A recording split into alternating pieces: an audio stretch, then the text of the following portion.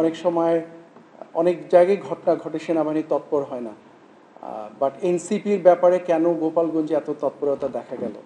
দেখুন, colonel staff already clarify করেছে যে কোনো দলকে নয়, কোনো ব্যক্তিকে নয়, বরঞ্চ যাদের জীবন হুমকির মধ্যে পড়েছিল আমরা সেটা বিবেচনা করেই তাদেরকে উদ্ধার করেছিলাম। ইতিপূর্বেও আমরা একই কাজ করেছি, কোনো দলকে উদ্দেশ্য করে নয়। যাদের জীবন হুমকির মধ্যে বিবেচনায় পড়েছিল তাদেরকে আমরা উদ্ধার করেছি। এখানে দলের পরিচয় মুখ্য বিষয় ছিল না।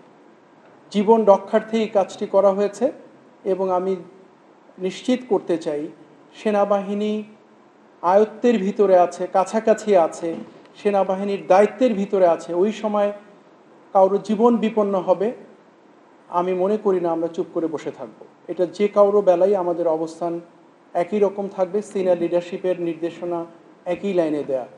কোনো একটা জীবনকে আমরা সাডেনলি মৃত্যুর মুখে রেখে বা মৃত্যুর মুখোমুখি হয়েছে এই সময় তার প্রতি নজর না দিয়ে দাঁড়িয়ে থেকে আমরা আমাদের কাজ করতে চাই না। অবশ্যই জীবন রক্ষা আমাদের জন্য সবচেয়ে গুরুত্বপূর্ণ এবং সেই কাজটি আমরা করেছি ইতিপূর্বেও।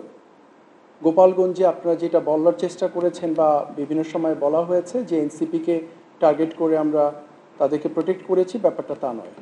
কোনো দল নয়, বরং জীবন রক্ষার্থেই আমাদেরকে এই কাজটি করতে হয়েছিল, যা ভবিষ্যতে অব্যাহত থাকবে।